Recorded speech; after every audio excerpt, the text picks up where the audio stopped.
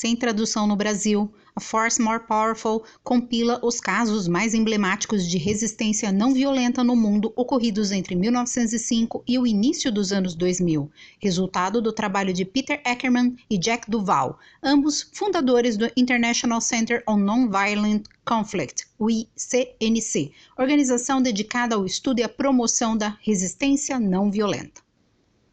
Os autores atribuem a Gandhi a criação do movimento de não-violência, conceituação que para mim está correta se considerarmos que compreende a combinação de iniciativas coordenadas, consistentes, de longo prazo e passíveis de serem replicadas. Em um documentário produzido pelo ICNC e disponível no YouTube, a entidade reconstitui a luta de Gandhi a partir de um questionamento aparentemente simples, porém bem difícil de responder. Como 100 mil soldados britânicos conseguiam manter sob controle 350 milhões de pessoas na Índia? Gandhi concebeu as estratégias do movimento e entrou em ação em 1930, empregando uma abordagem totalmente distinta em relação ao que o mundo havia testemunhado até ali, baseada em desobediência civil, protestos pacíficos e boicotes a produtos britânicos. A resistência pacífica indiana durou 17 anos, mas ao final, o véinho banguelo conseguiu. Essa é a narrativa mais popular e lógico que tem de fazer um disclaimer. Afinal, é sabido que o registro de fatos históricos depende da perspectiva de quem o faz, podendo ser romantizado, distorcido e até falseado. Dito isso, tenha em conta, meu ouvinte, que a libertação da Índia, em certa medida, se deve ao sério envolvimento da Grã-Bretanha na Segunda Guerra Mundial, sobretudo a partir de 1942, quando começa a enfrentar graves dificuldades ocasionadas por dívidas de guerra que pressionaram seu orçamento, reduzindo a capacidade da coroa de manter o controle sobre suas colônias. Desvalorização da moeda, face aos substanciais gastos militares durante a guerra, financiados às custas da emissão de moeda, que resultaram em uma dívida nacional crescente e enorme inflação. Para mitigar seus efeitos, o governo desvalorizou a libra esterlina, o que tornou mais difícil financiar o império colonial e suas operações. Escassez de recursos. O pós-guerra trouxe escassez de alimentos e matérias-primas, afetando tanto a economia interna quanto a capacidade de sustentar as colônias. Crises econômicas colocam grande pressão sobre governantes. Quanto mais grave e mais longa, exigirá medidas de contenção que, se mal executadas e incompreendidas, podem levar a extremos e até a derrubada de um governo. A administração britânica, confrontada pela carestia do povo e a perda de protagonismo no comércio internacional, passou a conviver com movimentos de descolonização. A crescente pressão internacional e os movimentos de independência em outras colônias, como na África e na Ásia, tornaram evidente que a manutenção do império seria insustentável e agitações e conflitos internos. A luta por independência na Índia se intensificou com protestos e movimentos que exigiam reformas, o que tornava cada vez mais difícil para o governo britânico controlar a situação. Perto do final da Segunda Guerra, o governo britânico não tinha condições de reconstruir o próprio país arrasado e ainda administrar um conflito com uma colônia rebelde a quase 9 mil quilômetros de distância que se estendia há anos. Concluída essa parte, o livro de Eckermann e Duval se divide em 4 categorias. 1. Movement to Power, trazendo exemplos em que o povo se organizou para libertar-se da tirania, como da Índia de Gandhi e a Polônia de Lech Walesa. 2. Resistance to Terror, abordando situações em que civis tiveram que resistir a governos tirânicos ou a invasores em período de guerras. 3. Campaigns for Rights, relatando os desafios de povos ou grupos específicos que lutaram por direitos civis ou democracia. 4. Violence and Power, analisa algumas campanhas de resistência não violenta, enfatizando sua eficácia em comparação ao uso de métodos violentos, mostrando como a mobilização popular pode levar à mudança social sem o custo humano e à destruição que frequentemente acompanham os conflitos armados.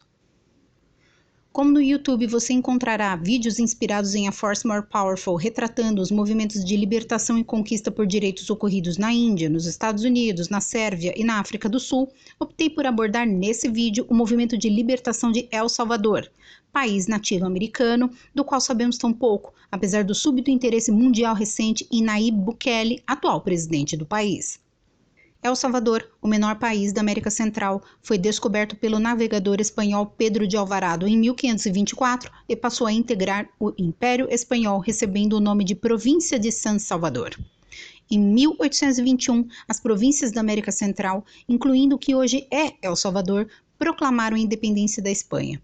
Inicialmente, estas províncias formaram o Império Mexicano sob Agustín de Iturbide, mas a instabilidade política e a pressão local levaram à dissolução do Império e à formação da Federação Centro-Americana em 1823. A federação foi uma tentativa de unir os países da região em uma única entidade política, mas enfrentou muitos desafios e conflitos internos. El Salvador, junto com outros países da federação, experimentou uma série de governos instáveis e disputas políticas. A federação acabou se desintegrando em 1838 e El Salvador declarou sua independência total, estabelecendo-se como uma república. Como república independente, El Salvador permanece sob governos instáveis. Curiosa sobre o que isso significou concretamente, comecei a pesquisar a respeito, tomando por ponto de partida a lista de chefes do poder executivo. Entre 1841 e 1885, houve mais de 50 mudanças na presidência da República, numa sucessão inacreditável de golpes, ao ponto de alguns dos presidentes permanecerem de 2 a 14 dias no poder. O período seguinte, denominado Primeira Ditadura Militar, vai de 1885 a 1911 e é marcado por uma menor rotatividade, com 8 militares se alternando no poder. Os próximos 20 anos ficaram conhecidos como Dinastia Meléndez-Quiñónez. O primeiro presidente dessa época, o médico Manuel Henrique Araújo, foi atacado brutalmente por 3 homens em 4 de fevereiro de 1913, morrendo 5 dias depois.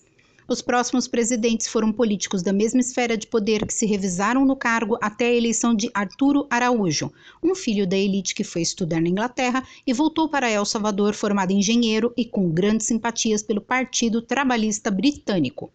Ganhou fama de patrão generoso e esse apoio popular o motivou a fundar o Partido Trabalhista Salvadorenho. Voltaremos a falar dele logo mais. Na cidade de San Salvador, em 1944, um jovem médico chamado Arturo Romero começou a fazer atendimentos domiciliares a Agustín Alfaro Moran. A maioria das pessoas que Dr. Romero tratava eram pobres, os quais raramente cobrava. Mas o paciente Alfaro, que pertencia a uma das famílias da elite do país, era um rico exportador de café.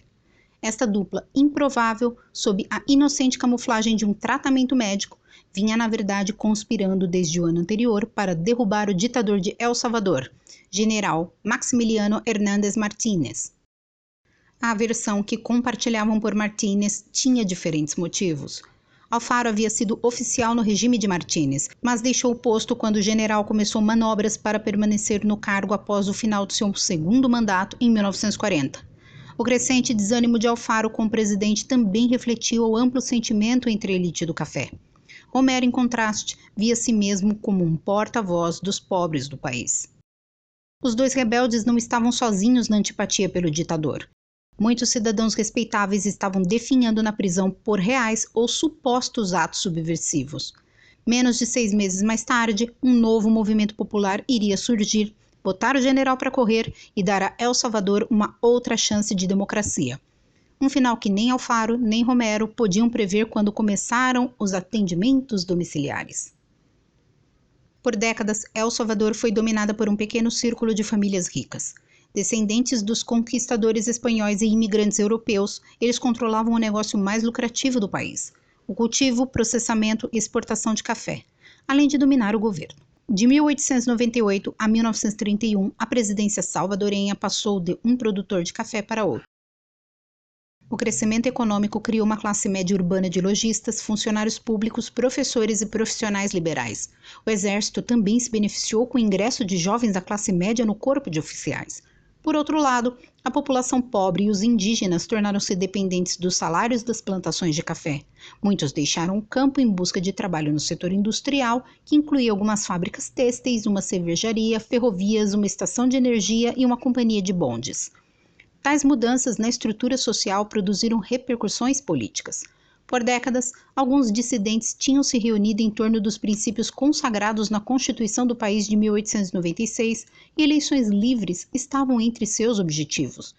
O aumento de uma classe educada se tornou um novo eleitorado para essas ideias, num país que, conforme expliquei no começo do vídeo, passou anos desde sua fundação, enquanto república independente, pulando de um golpe de Estado em outro. Os primeiros protestos de estudantes na Universidade de El Salvador aconteceram em 1890 e houve mais 4 greves de estudantes nas próximas 2 décadas. Sociedades de auxílio mútuo surgiram para representar sapateiros, pedreiros, gráficos e barbeiros.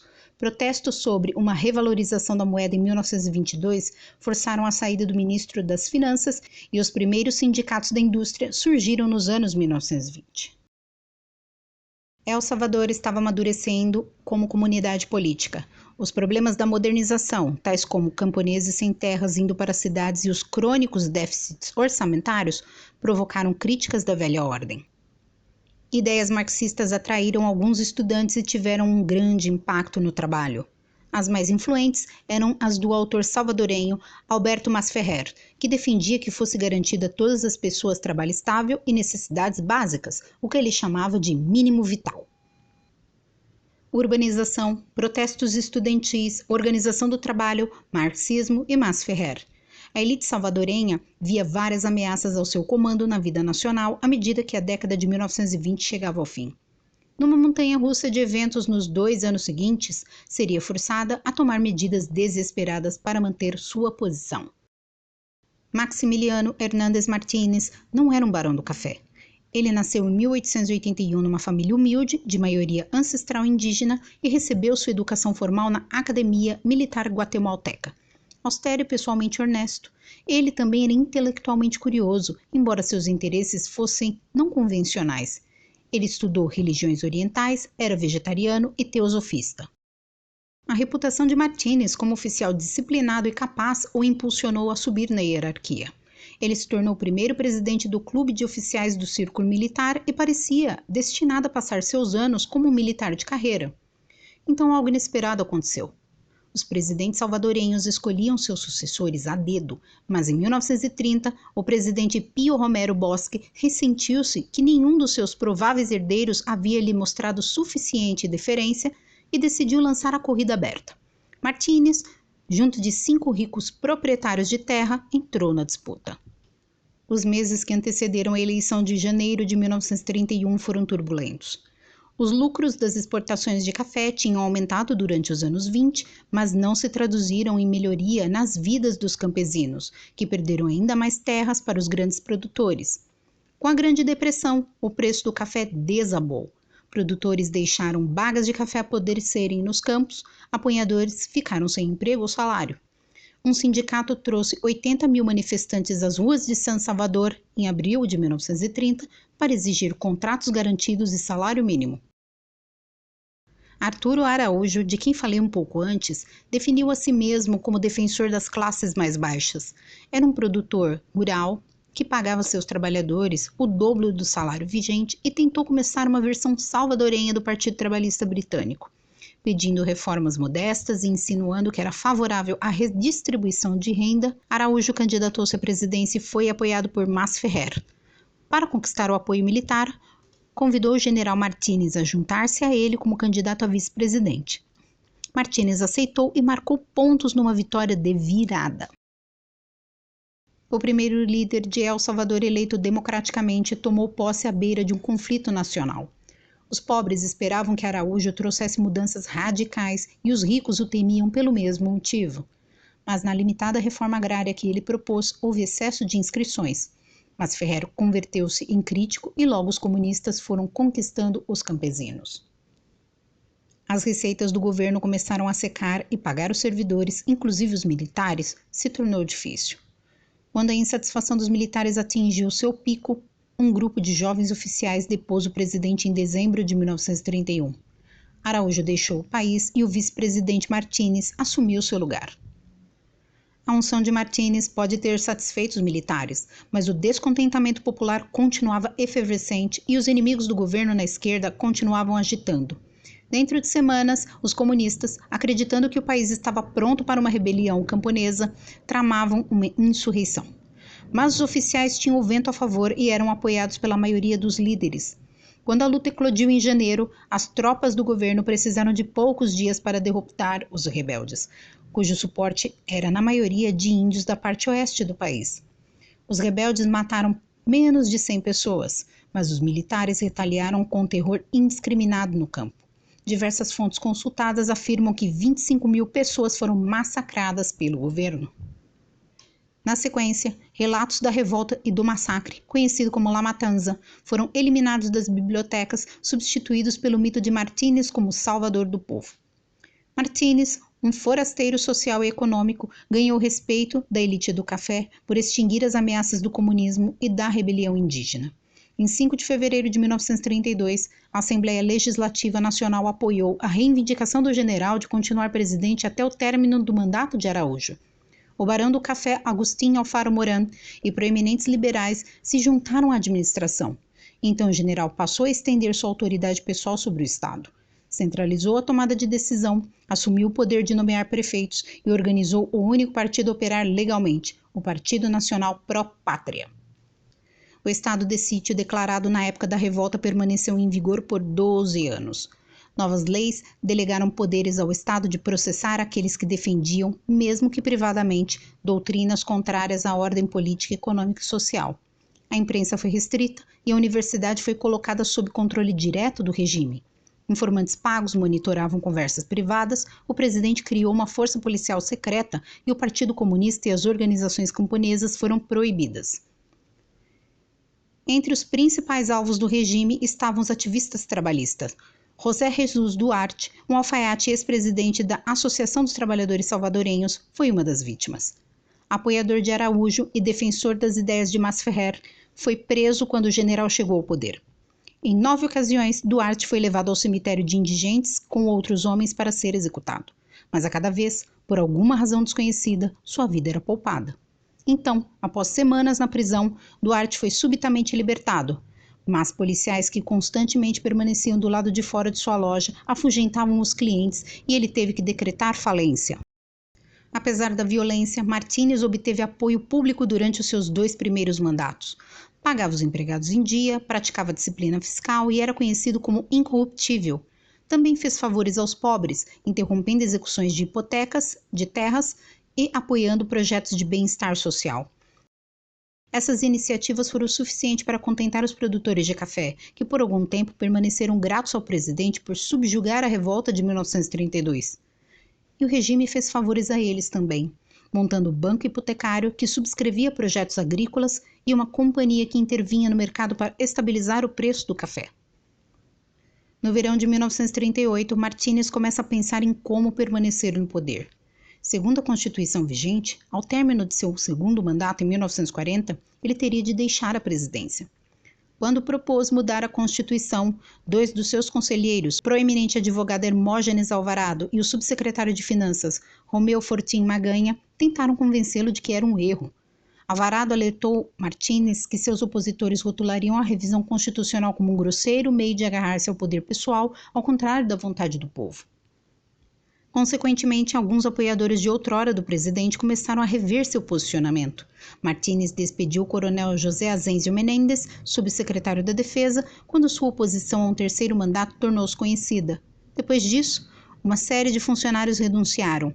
Agustín Alfonso Moran, até então auditor-geral, Alfonso Rochac, auditor do Tesouro, bem como o subsecretário de Obras Públicas, o secretário de Finanças e Hermógenes Alvarado.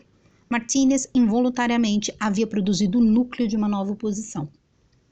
Em janeiro de 1939, a Assembleia Nacional aprovou uma nova Constituição com um mandato presidencial de 6 anos, exigiu a autoridade de eleger presidentes e decretou a suspensão da proibição de mandatos consecutivos. Isso habilitou Martínez a se classificar para um mandato de 1º de março de 1939 a 1º de janeiro de 1945 e a Assembleia prontamente o concedeu. Depois de perder o Conselho dos Ministros Independentes do Gabinete e adulterar a Constituição, Martínez cercou-se de bajuladores que lhe diziam o que queria ouvir. Homens ambiciosos mais baixo na hierarquia encontraram seu caminho ascendente bloqueado por comparsas presidenciais que monopolizaram as primeiras posições.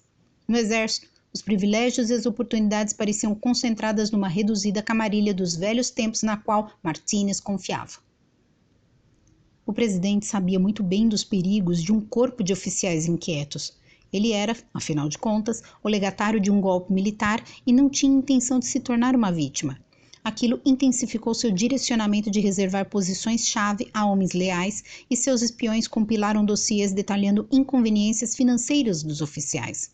Pelo menos 5 tentativas de derrubá-lo de dentro do exército entre 1934 e 1939 foram descobertas, a última dessas liderada pelo coronel Menéndez com apoio de pelo menos 28 oficiais. Havia outros focos de discórdia. Alunos e professores da universidade estavam fartos do controle do ditador sobre os compromissos acadêmicos. Estudantes fizeram greve em 1938 para protestar contra os ataques do governo à autonomia das universidades. Editores de jornal há muito estavam descontentes com as restrições sobre o que publicavam. Junto com os liberais desencantados da elite do café e oficiais subalternos descontentes, delineava-se no horizonte os contornos de uma nova oposição ao regime, que, com o começo da Segunda Guerra Mundial, logo se uniria. Durante os anos 1930, Martínez e alguns dos seus militares de mais alta patente haviam cortejado os regimes autoritários de Hitler na Alemanha e Mussolini na Itália. As afinidades entre o governante de El Salvador e ditadores da Europa eram fortes. Ambos detestavam o diverso e aspectos indisciplinados de uma sociedade mais aberta, e ambos acreditavam que a ameaça do comunismo exigia uma resposta com um punho de ferro. Em 1936, alemães e italianos começaram a treinar oficiais de Martínez e a Itália trocou aviões de guerra com El Salvador por café. Alemães foram trazidos e ocuparam altas posições na academia militar e no banco hipotecário. El Salvador também foi um dos primeiros estados a reconhecer o regime do general Franco, na Espanha, e Manchukuo, a marionete do Japão na Manchúria. Nem todos os salvadorenhos estavam felizes com esse flerte fascista. As pessoas nas ruas de San Salvador gritavam insultos quando várias centenas de homens de camisas negras encenavam uma marcha para celebrar a entrada da Itália na guerra em 1940. Quando os alemães tomaram Paris um ano mais tarde, estudantes universitários realizaram uma manifestação. Martínez sentiu que os protestos visavam também seu próprio governo. Criminalizou expressar o apoio aos aliados no esforço de guerra. Mas namorar o eixo não compensava. A guerra interrompeu o comércio de café em El Salvador com os países europeus, agravando o desemprego e interrompendo o fornecimento de suprimentos militares. O presidente foi forçado a inclinar-se na direção dos aliados. Ele emitiu uma declaração criticando o totalitarismo europeu e demitiu do governo simpatizantes do nazismo. Quando os Estados Unidos entraram na guerra em dezembro de 1941, El Salvador se juntou aos outros países da América Central na declaração de guerra ao poder fascista. Os novos laços do regime com os Estados Unidos se pagavam. As perdas nas vendas de café na Europa foram compensadas pelo fluxo de dólares vindos do norte. Empréstimos americanos financiaram a construção de estradas e melhorias na saúde pública. Mais de 10 mil salvadorenhos foram trabalhar na zona do Canal do Panamá e enviavam parte dos seus salários para casa. Um acordo interamericano do café também aumentou os preços do café e os salários. Mas se a guerra era uma bênção para o regime, também era um incômodo político. Os jornais estavam cheios de notícias da guerra e artigos de colunistas britânicos e norte-americanos. Um observador americano escreveu que o jornal de San Salvador, El Diario Latino, foi capaz de conduzir uma campanha anti-Martínez por um ano inteirinho, simplesmente citando frases de Roosevelt e Churchill. 2.000 pessoas na cidade de San Vicente assistiram um filme de propaganda americana e então ouviram um eloquente discurso pró-democrático do editor de um jornal. Após norte-americanos substituírem oficiais alemães como chefes na academia militar em 1941, ideias democráticas começaram a alcançar candidatos a oficiais. Oficiais comissionados, já infelizes com a ditadura, gravitavam cada vez mais em torno do exemplo dos Estados Unidos. Para tentar neutralizar a pressão por reforma, o presidente se remodelou como um populista. Ele deu discursos lamentando uma desigual distribuição de riquezas e disse que estava ao lado dos pobres. Reconstrução Social, uma organização patrocinada pelo governo, tentou ajudar sapateiros a encontrar trabalho no Panamá e realizou uma reunião onde os trabalhadores discutiram uma possível legislação trabalhista. O regime foi longe o quanto pôde para impor um novo imposto para exportações do café, uma taxa para lucros excessivos e maior controle sobre a Associação dos Produtores de Café e ao Banco Hipotecário. Ativistas trabalhistas ignoraram suas propostas e os sindicatos proliferaram apesar do assédio contínuo. Os plantadores de café tornaram-se apreensivos e alguns começaram a chamar Martínez de o pequeno índio extravagante, uma referência aos costumes excêntricos do presidente. Ele era conhecido, por exemplo, por tentar curar doenças dando às pessoas água para beber de garrafas coloridas que ele colocava no sol por longos períodos. Seu próprio filho morreu de peritonite após Martínez insistir tratá-lo com essas águas antes de permitir uma cirurgia. As nuvens sobre o regime logo começaram a escurecer. Organizações anti-eixo, que ostensivamente apoiavam o esforço de guerra, promoveram o disfarce ideal para reuniões dos inimigos do presidente. A mais importante era a Ação Democrática Salvadorenha, ADS, formada em setembro de 1941. Seu presidente era um advogado aposentado que também foi presidente da Associação de Produtores de Café, e seus membros fundadores incluíam Hermógenes Alvarado, Romeu Fortin Maganha e outros oficiais do governo Martínez, bem como proeminentes profissionais, incluindo o jovem médico Arturo Romero. A ADS não permaneceu muito tempo na superfície. No final de setembro, o governo aprovou à força uma lei exigindo que qualquer um que quisesse realizar uma reunião política deveria solicitar permissão à polícia. Incapaz de conseguir a permissão necessária, a ADS conseguiu realizar apenas 2 reuniões públicas, mas os membros se encontravam reservadamente e falavam sobre como negar a Martínez outro mandato no poder.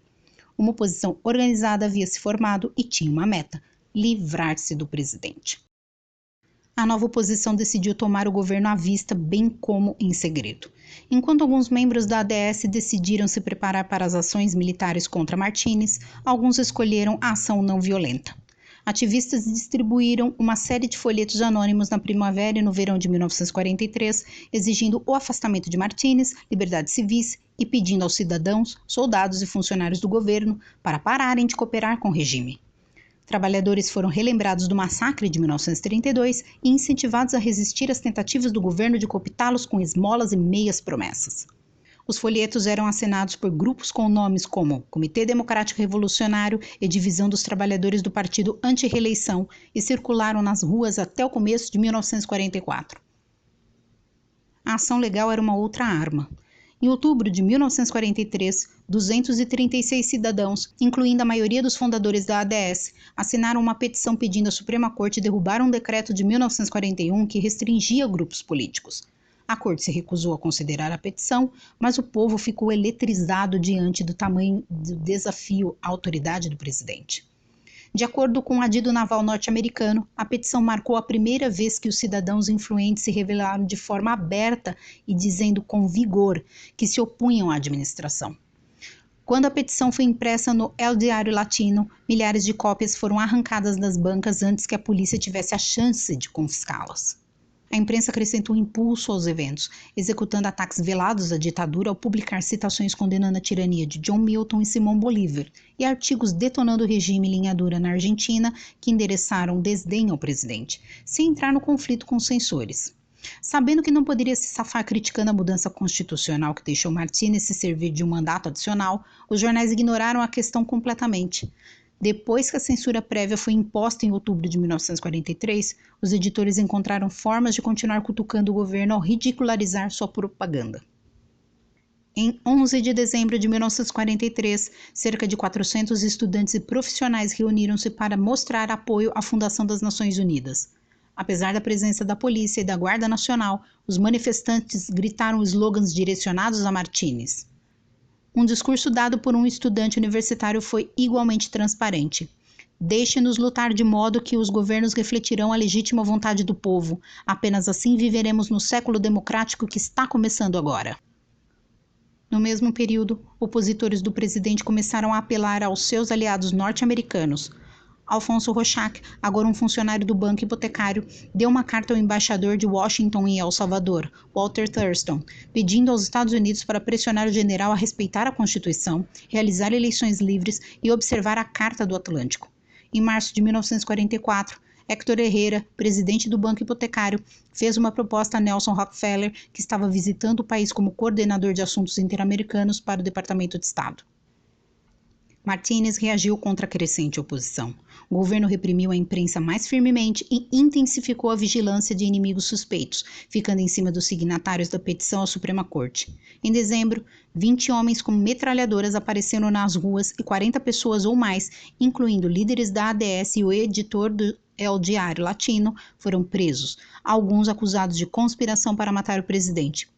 Um alvo, Ricardo Arbizu, enfurnou-se em sua casa por mais de uma semana antes de se render e depois relatou ter recebido uma visita de Agustín Alfaro Moran, que foi embora com os nomes dos simpatizantes da oposição no exército. Além de intimidar seus oponentes, o governo também tentou conseguir apoio a uma nova Assembleia Constituinte para legitimar a proposta de Martínez de permanecer no cargo. Um jornal de propriedade do ditador afirmou que mais de 100 mil cidadãos assinaram uma petição convocando uma nova Assembleia e multidões em reuniões organizadas pelo regime fizeram a mesma exigência. Na Assembleia convocada para janeiro de 1944, presumiu-se o direito de eleger o presidente e votaram em Martínez para voltar à função, como todos esperavam, para um novo mandato a terminar somente em 1949. Também fez um adendo à Constituição, minando ainda mais as liberdades civis e dando ao Estado amplos poderes sobre a economia. Enquanto a ADS e seus aliados secretamente planejavam uma ação violenta contra o regime, uma estratégia alternativa surgiu. Joaquim Castro Canizales, um jornalista salvadorenho vivendo no exílio na Costa Rica, enviou uma proposta aos líderes da oposição intitulada Em direção à desobediência civil, minha mensagem ao povo salvadorenho. Ele disse que havia uma forma decente de conseguir a derrubada do governo e se chamava resistência passiva ou desobediência civil. Apenas exigia que cada cidadão que era parte da engrenagem administrativa e econômica do país deixasse aquele papel, observando que Gandhi, o criador dessa política, tinha alcançado grandes conquistas. Para tanto, era preciso conseguir mais soldados, polícia e funcionários públicos, bem como precauções como esconder dinheiro e suprimentos essenciais caso uma greve prolongada fosse necessária. Essas ideias causaram alguma impressão, desde que surgiram em alguns folhetos anti-Martínez. Mas a ADS não se afastou da crença de que a violência era necessária.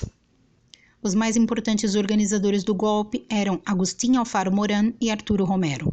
A participação de Alfaro foi desencadeada pela sua indignação com os truques constitucionais do general, mas a oposição de Romero tinha raízes diferentes. Como estudante em Paris no começo dos anos 1930, ele havia absorvido o espírito da Frente Popular da época e, de volta a El Salvador, exigiu o salário mínimo e o direito dos trabalhadores de se organizarem. Esse idealismo o tornou querido entre os estudantes de medicina e seus tratamentos gratuitos o santificaram junto aos pobres.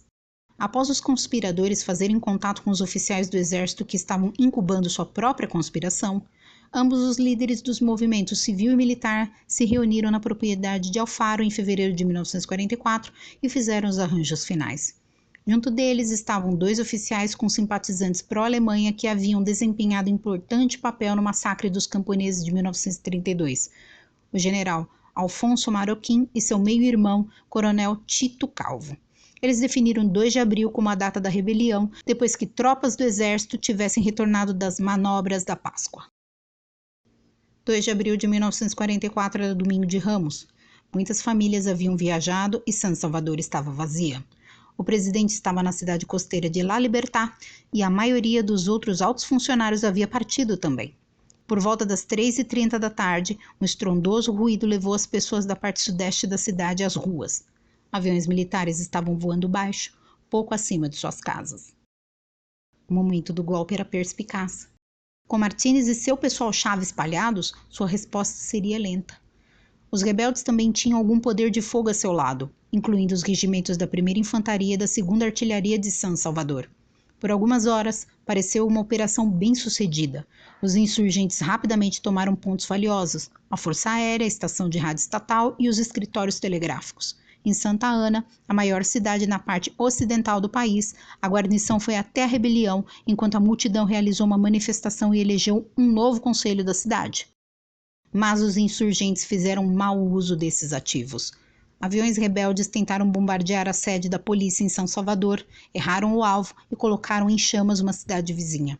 Após tomar a estação de rádio, foram ao ar e forneceram detalhes do combate, bem como o nome de um dos líderes, Arturo Romero. Entre os ouvintes estava o general Martínez, que obteve informação crucial a respeito de quem das suas unidades não havia se juntado à rebelião e poderia permanecer fiel. O presidente então correu de volta para a capital, conseguindo escapar dos soldados enviados para capturá-lo, e ordenou que todos os transformadores elétricos fossem desativados, acabando com a iluminação enquanto a noite caía. A seguir, foi a Fort Zapote, uma cidade próxima ao Palácio Presidencial, onde se certificou que os soldados haviam se voltado contra ele.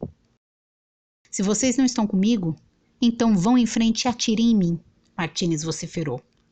No dia seguinte, a fortaleza da rebelde Primeira Infantaria foi destruída, enquanto as forças do presidente retomaram o campo de pouso. Até a manhã de terça-feira, a insurreição havia terminado. Muitos líderes rebeldes foram detidos, mas Alfaro e Romero conseguiram escapar. Foram à estação de rádio na segunda-feira à tarde, quando souberam que a Primeira Infantaria havia sido rendida. Saíram pela porta dos fundos e se separaram. Alfaro foi para Santa Ana, que estava cheia de salvadorenhos bêbados prematuramente celebrando o golpe. O médico se escondeu nas casas de pacientes antes de fugir para a fronteira de Honduras na sexta-feira. O presidente debelou o golpe com bastante facilidade, mas as ações que tomou mais tarde demonstraram que estava abalado. Reuniões de clubes e sindicatos foram proibidas e casas eram revistadas sem aviso. Pelotões de policiais fortemente armados patrulhavam San Salvador. Histórias macabras de tortura surgiram. Policiais e agentes do governo bisbilhotavam transações bancárias e obrigavam as pessoas que saíam ou chegavam à cidade a mostrar uma autorização oficial. Signatários da petição à Suprema Corte ficaram impedidos de conseguir permissão para deixar a cidade, ou mesmo tirar documentos legais necessários para dirigir empresas. Os jornalistas foram outro grupo que pagou caro. O Diário de Ocidente de Santa Ana apressadamente publicou um artigo em 2 de abril anunciando a destituição de Martínez e sua substituição por Romero, e seu editor foi mandado para a cadeia.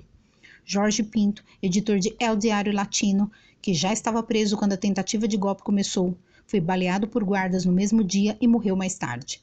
Vários outros jornalistas também foram presos ou fugiram, e todos os 3 jornais da oposição da capital pararam de publicar por várias semanas.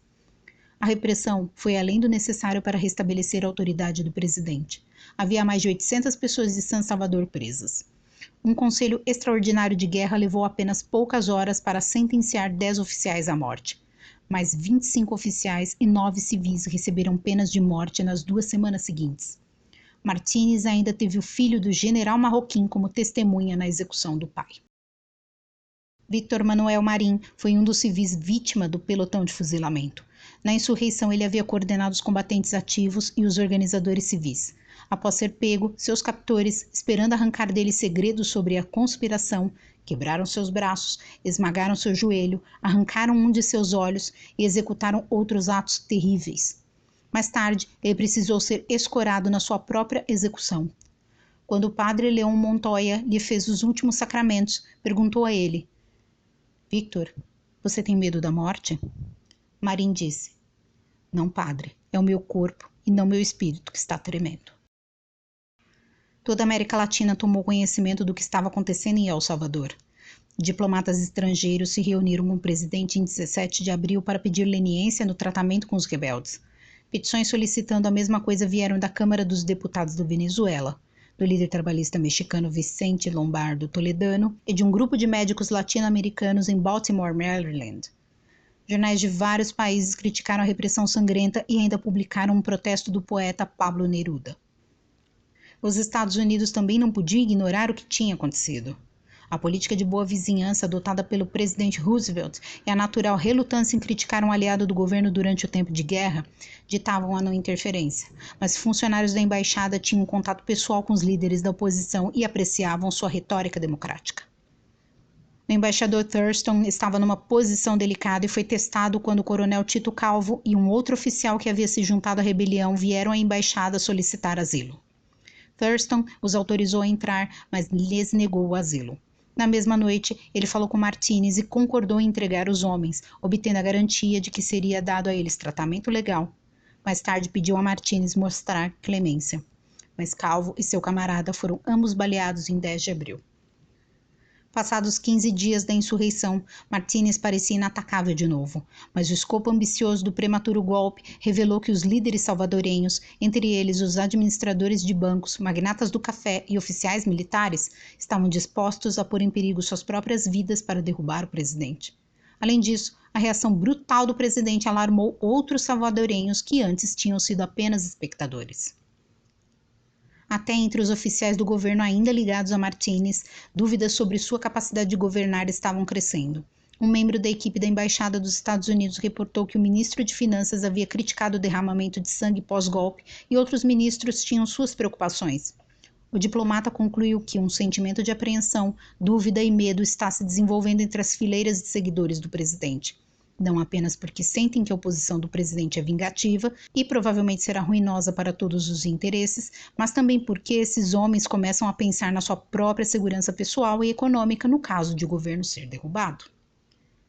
Se a renovada resistência ao regime podia ser organizada, poderia encontrar apoio em lugares inesperados. Mas primeiro, novos líderes teriam de ser encontrados, porque os instigadores do golpe estavam mortos, na cadeia ou em fuga. Por anos, grupos estudantis fizeram organização política e estudantes tinham sido peças-chave na panfletagem anti-Martínez no ano anterior. Quando as aulas recomeçaram após a pausa da Páscoa, notícias de que Arturo Romero havia sido capturado amedrontaram os estudantes. O intrépido médico se escondeu na capital por vários dias após o colapso da rebelião e então tentou escapar para Honduras, mas seu disfarce de operário não enganou a Guarda Nacional na fronteira. Eles se puseram em cima dele com facões e então o trouxeram para um hospital em São Miguel, onde sua verdadeira identidade foi obtida. Lá, médicos simpatizantes atrasaram a confirmação de que estava apto a viajar, sabendo que ele seria executado assim que se recuperasse. Enquanto Romero se recuperava, os estudantes universitários planejaram uma estratégia para desafiar o governo. Perceberam que seria suicídio confrontar as unidades armadas do regime e que não deveria ser dado ao ditador a oportunidade de usar violência. A tese fundamental, lembrou Fábio Castillo, um dos líderes estudantis, era que Martínez era capaz de derrotar qualquer um militarmente. Portanto, tinham de organizar um movimento popular que não confrontasse Martínez. Assim, ele não teria em quem atirar. Concluíram que o movimento não deveria estar nas ruas, mas escondido, e a greve dos braços caídos surgiu. Ninguém fazia nada, simplesmente ficava dentro de casa, sem ir para as ruas, assim não haveria possibilidades de repressão.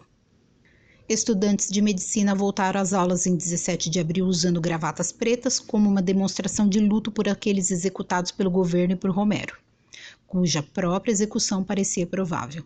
Durante aqueles primeiros dias, alguns dos estudantes tiveram a ideia de fazer uma greve. A sugestão também veio de uma reunião dos estudantes de Direito e começou a circular pelos outros departamentos da universidade. Um número de líderes surgiu nesses dias. Castillo e Jorge Bustamante, da Faculdade de Medicina, Galindo Paul e Jorge Mazzini, da Faculdade de Direito, Raul Castellanos, da Faculdade de Engenharia e Mário Colorado, da Faculdade de Farmácia.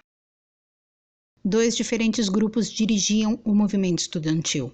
Um consistia em cerca de 40 delegados eleitos nas faculdades. O outro era um comitê menor, que circulou um folheto em 19 de abril, onde se lia: "Nós não estamos em posição de provocar uma revolução, mas existem métodos que, embora possam ser ilegais, poderiam ser considerados honrosos e louváveis.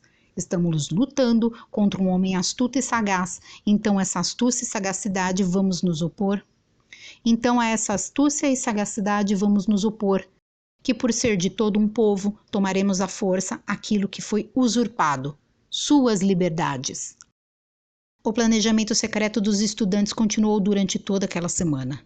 Na segunda-feira, 24 de abril, ocorreu uma segunda onda de execuções, dando aos estudantes um renovado senso de urgência, que votaram a favor da greve e emitiram uma declaração anônima de que eles não apenas suspenderiam as atividades acadêmicas, mas também suspenderiam seu trabalho do lado de fora da universidade. Os líderes da greve reconheciam que, se estavam falando sério sobre confrontar o general, teriam de ampliar o movimento. Reconheciam que uma greve de estudantes era meramente simbólica e, para forçar mudanças concretas, era mais efetivo organizar uma greve geral com todo tipo de pessoa. 5 de maio foi a data escolhida para a greve. Conseguir a palavra de tantos quanto fosse possível era complicado pelas restrições sobre a imprensa e a atmosfera de medo que permeava San Salvador nas semanas após a tentativa de golpe. mas os estudantes de medicina tinham laços estreitos com os médicos, estudantes de direito com os advogados, etc. E eles usaram aquelas conexões para propagar a ideia de uma greve geral.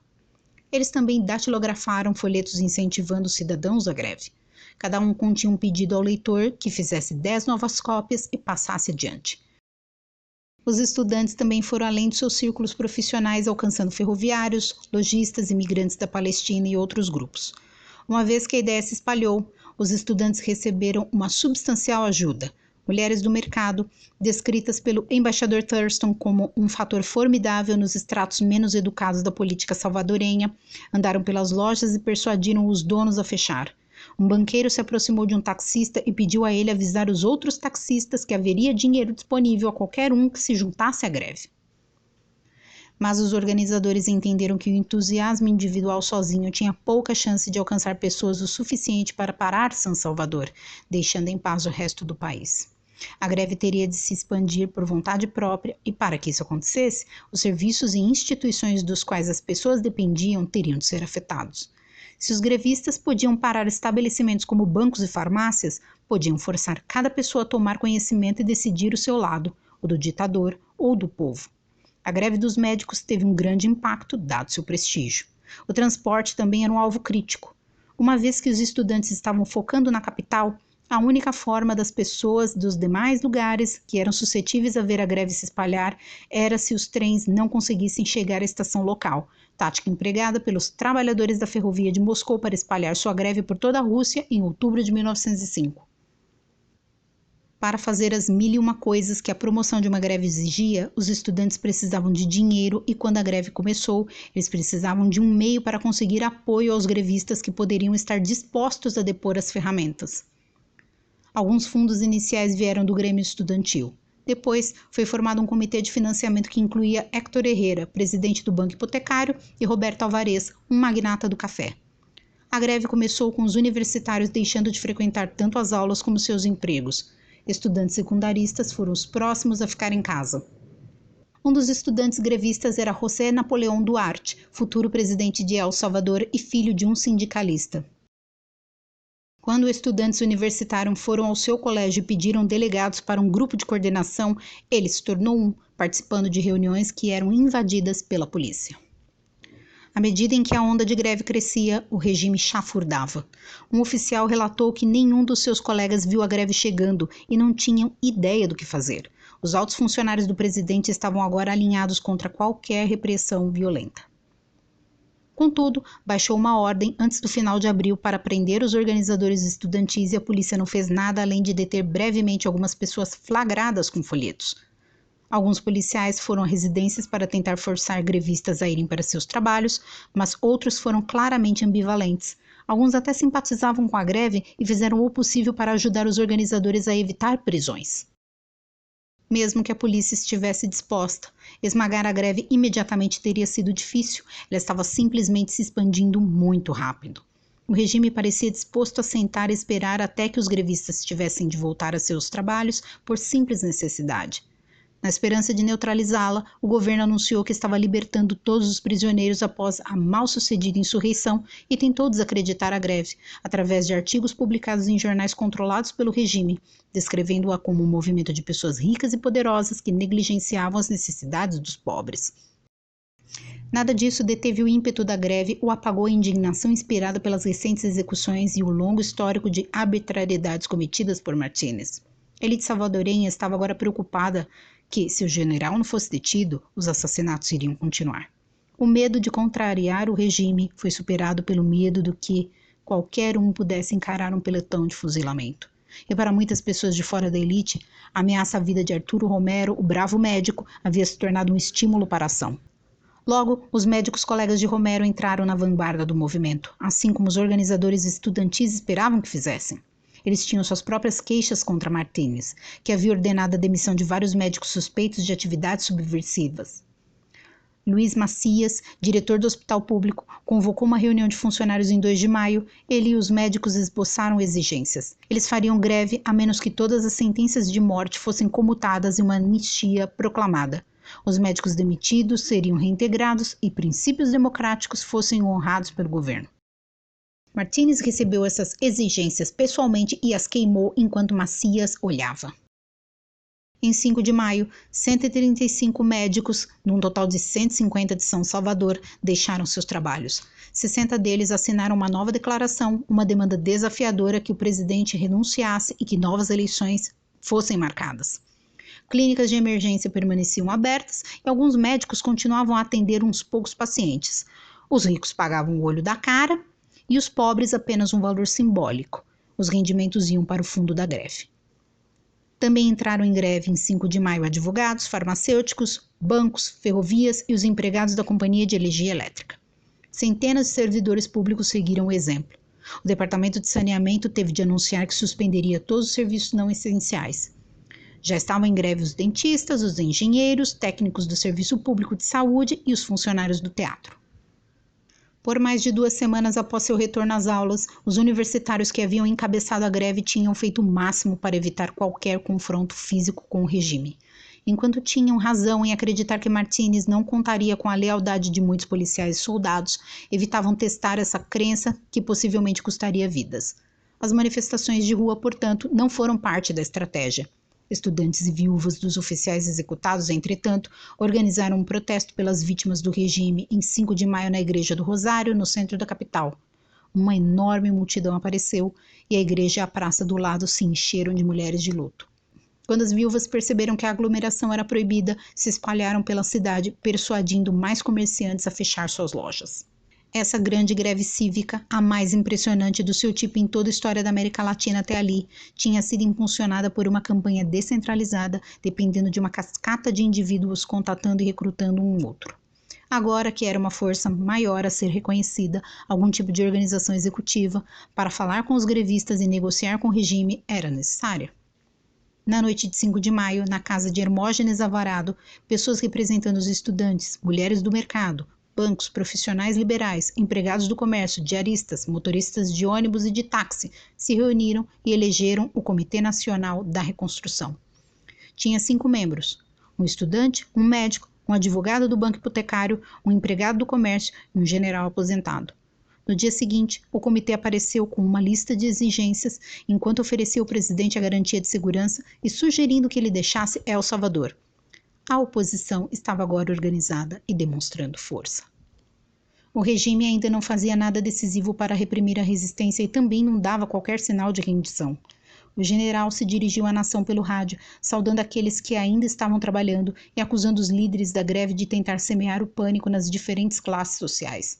No dia seguinte, um folheto anunciava a formação de um comitê dos trabalhadores antirrevolucionários e Martínez apelou aos donos de empresas para abrirem as portas mais uma vez.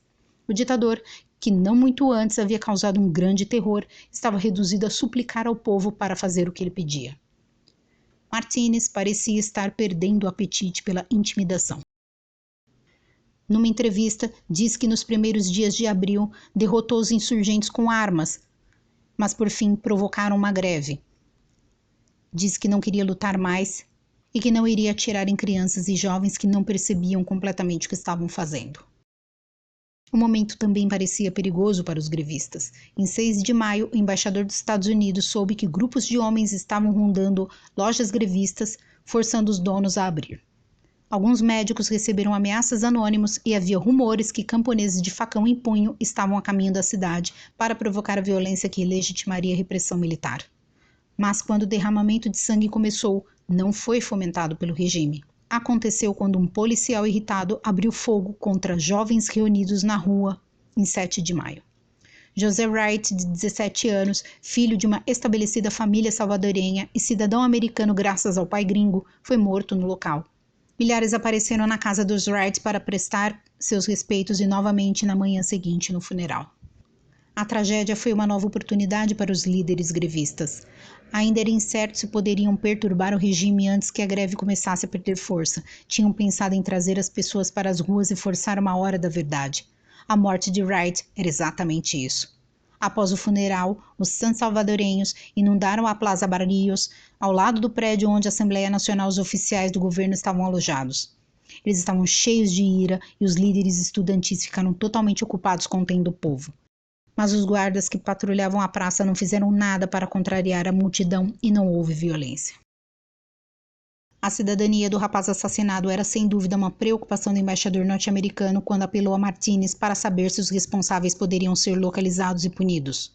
Muitos estavam convencidos que Washington teria de intervir. Aquilo não estava previsto, mas o tiroteio era um catalisador para a mudança no regime. A maioria dos ministros do presidente se reuniu na noite de 7 de maio e decidiram que tinham de renunciar. Estavam apreensivos que as multidões nas ruas puxariam uma nova rodada de violência. E, de fato, na manhã seguinte, o chefe do exército informou Martínez que suas forças estavam prontas para esvaziar as ruas. Um dos ministros disse que não podia se juntar a ele em nenhuma medida violenta. O presidente respondeu que contra o povo não tomaria nenhuma medida violenta. Admitia que se agora o povo queria que ele se afastasse, estava disposto a fazê-lo sem dificuldade. No meio da manhã de 8 de maio, Martínez soube que se ele queria salvar algo, a hora de dialogar com a oposição havia chegado. Não levou muito tempo para reunir os 5 membros do Comitê Nacional de Reconstrução, que se sentou com os oficiais do governo mais tarde naquela manhã. Agora supunha-se que o presidente se demitiria, mas quando e sob que circunstâncias? Martínez propôs sair no final do mês, mas a oposição era inflexível quanto à renúncia imediata. Eles insistiram que a greve duraria enquanto ele estivesse no poder. Martínez propôs deixar a escolha de seu sucessor a cargo da Assembleia Nacional, um órgão que ele tinha dominado completamente. Os membros do comitê, em contrapartida, apresentaram a ele uma lista com 4 homens, entre os quais ele poderia escolher um. Após mais de 1 hora de conversas com ministros, o ditador incluiu um 5º nome, o general Andrés Menéndez, ministro da Guerra e seu fiel apoiador. Como um homem bem educado, com reputação íntegra e sem sede real para o poder, ele, sem dúvida, parecia atraente depois de anos de um ditador obstinado. O comitê, um dos seus membros, mais tarde afirmou, também conseguiu extrair promessas de que o novo presidente baixaria o estado de sítio, declararia anistia e autorizaria os exilados a voltar para casa. Martínez recusou o acordo e continuou insistindo em ficar no cargo até o final de maio. Nas ruas, havia rumores que o general estava manobrando para se agarrar ao poder e usar a força. Alguém de um 2º comitê afirmou aos grevistas que teria falado com o presidente no final da tarde e o alertado que haveria uma grande quantidade de sangue se ele não renunciasse na hora. Funcionários do gabinete continuavam a estimulá-lo a deixar o governo imediatamente. Ele concordou e foi ao rádio às 7 da noite para anunciar que estava renunciando. Na manhã seguinte, a Assembleia Nacional passou a presidência a Menéndez, que prometeu uma reforma constitucional e rápidas eleições. A Assembleia também aprovou uma anistia àqueles acusados de crimes políticos. Estudantes e muitos outros ainda não estavam prontos para acabar com a greve, não até que Martínez tivesse, na verdade, deixado o país. E eles estavam descontentes com o novo gabinete, que incluía vários nomeados de Martínez e apenas uma pessoa associada ao Comitê Nacional de Reconstrução, Hermógenes Alvarado. Percebendo que o país estava exausto, os estudantes cancelaram a greve. Em 11 de maio, trens e ônibus começaram a circular novamente, lojas e escritórios reabriram e as pessoas retornaram ao trabalho. Um pouco antes da tarde, Maximiliano Hernández Martínez atravessou a fronteira da Guatemala e nunca retornou. O triunfo de El Salvador sobre a tirania se mostrou passageiro. Havia uma breve janela de abertura política e Romero e Alfaro, comandantes conspiradores da insurreição, se tornaram os principais jogadores na tentativa de consolidar um governo civil antes das eleições de janeiro de 1945. Mas a determinação de Romero e de seus apoiadores para conquistar uma genuína reforma separou a coalizão que depôs Martínez. Os militares não estavam dispostos a sair do poder e os produtores de café se recusaram a expor seus interesses aos caprichos da política democrática. Em outubro de 1944, um golpe liderado por um coronel que era chefe da Polícia Nacional tomou o poder de Menéndez. A oposição armou a resistência não violenta por várias semanas, mas depois descartou as lições da greve cívica e tentou um ataque armado na Guatemala em dezembro, apenas para ser derrotada. Um novo tipo de regime militar iludiu El Salvador nas décadas seguintes à Segunda Guerra Mundial. A intensidade do comando pessoal de um único general foi substituída por um controle coletivo e institucional. O legado político da greve cívica foi passageiro, ainda que tenha sido um momento educativo para muitos jovens salvadorenhos, do qual se ouviu falar de novo. Fábio Castilho se tornou membro civil da Junta Reformista de curta duração em 1960, depois exerceu o cargo de reitor da Universidade de El Salvador de 1963 a 1967 e, em 1967, foi candidato a presidente pelo partido Ação Reformadora. José Napoleão Duarte, o ativista secundarista, Passou a integrar o moderado Partido Democrático Cristão e foi eleito presidente da República em 1984. Muitos salvadorenhos, aspirantes a salvadores, competiram pelo poder naquele longo crepúsculo de décadas de domínio militar e conflito civil. Até os anos 1990, a voz e influência das pessoas não foram expressas tão claramente como tinham sido na primavera de 1944. A combinação de amplitude e velocidade do golpe não violento do povo salvadorenho para remover um presidente que a violência não havia expulsado não teve paralelo durante o século XX. A coalizão contra Martínez se formou gradualmente a partir da conjuminação de diversos fatores, a começar pelas ações autocráticas do ditador que alienaram um grupo após o outro, que foi capaz de superar suas diferenças políticas, econômicas e sociais para se unirem em nome de objetivo comum. Militares descontentes, políticos radicais, jornalistas, banqueiros, estudantes, comerciantes, profissionais liberais, fazendeiros e até membros insatisfeitos do governo. Líderes oposicionistas emergiram das categorias profissionais, da imprensa, do corpo estudantil universitário, capitalizando o clima político da Segunda Guerra Mundial, mais favorável à democracia. Alimentou a dissensão entre os militares e cultivou uma rede de simpatizantes.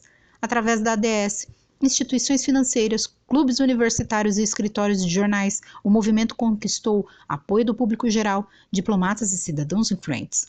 A petição à Suprema Corte despertou o país para tentar argumentar com Martínez. Sem um contínuo e paciente trabalho de desafiar o regime, a greve cívica seria uma partida disputada em uma arena vazia. A greve também teria sido mais difícil de organizar se o presidente não tivesse exagerado a mão após a tentativa de golpe em 2 de abril. A insurreição armada havia falhado e os líderes da oposição estavam em fuga. Quando o general se virou para uma retaliação violenta, muitos sentiram que tinham de pegá-lo antes que ele os pegasse. Salvar Romero e os outros do pelotão de fuzilamento se tornou um objetivo que agregou pessoas ao movimento e deu senso de urgência a tudo. A espada da violência sobre a cabeça das pessoas as manteve na linha por anos. Mas, uma vez que a morte se tornou indiscriminada, a tolerância do povo ao executor se esgotou. Gandhi sabia que enquanto os soldados do Raj respondiam aos resistentes indianos com força mortal, a face repressiva do domínio britânico seria revelada e a resistência cresceria. O mesmo aconteceu em El Salvador. Quando a oportunidade de agir surgiu, os estudantes universitários conseguiram improvisar a estratégia. Sabiam das campanhas não violentas na Índia, no Chile e em Cuba nos anos 1930 e perceberam que o poder de Martínez jazia na sua habilidade de usar a violência para subjugar oponentes. Então decidiram confrontar o regime não apenas sem armas, evitaram expor o povo ao risco de ataques. Como Castilho explicou, era necessário organizar um movimento popular que não confrontasse Martínez, assim ele não teria em quem atirar. Uma força mais poderosa que a violência derrubou Martínez, mas não criou automaticamente as condições para estabelecer um governo civil democrático. Remover o general do topo não refreou o poder dos militares. A oposição não havia tido tempo de consolidar as bases do poder popular em El Salvador, como Gandhi fez preparando os indianos para ocupar postos na administração pública e como os dissidentes e os movimentos sindicais mais tarde estenderiam a retaguarda de um poder autônomo na Polônia. Se tivesse sido capaz de fazê-lo, o movimento teria aprendido a ser mais resiliente ou, em resultado contrário, um programa mais ambicioso poderia ter afastado os oficiais do exército reformista, ex-oficiais de Martínez e os uma vez simpáticos produtores de café. A greve salvadorenha visava um líder, mas não um sistema. Uma vez que ele se foi, aqueles que ansiavam por verdadeira democracia encontravam novas oportunidades, mas sem os velhos aliados. A ação não violenta pôde forçar a saída de governantes que perderam o consentimento do povo, mas se a estratégia por trás não inclui mudar a estrutura subjacente de poder que sustentava aqueles governantes, não pôde impulsionar a causa do povo além do conflito. Ainda, em 1944, em El Salvador, o povo prevaleceu sem violência. Para aquele país, naquela época, era um novo tipo de vitória. Chegamos ao final de mais um vídeo. Para você que ficou até aqui, obrigada pela audiência e até o próximo conteúdo.